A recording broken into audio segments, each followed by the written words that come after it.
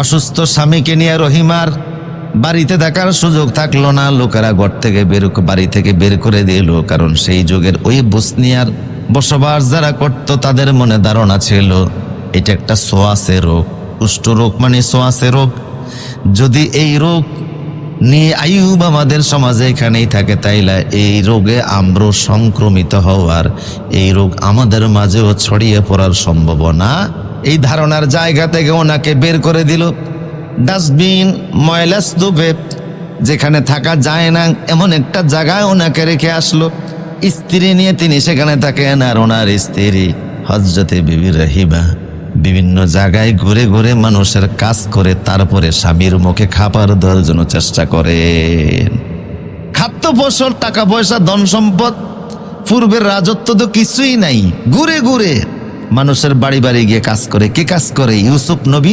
ইউসুফ আলাইহিস সালামের নাতিন, অথচ দাদা ছিল মিশরের সম্রাট। কথা বুঝতেছেন কিনা?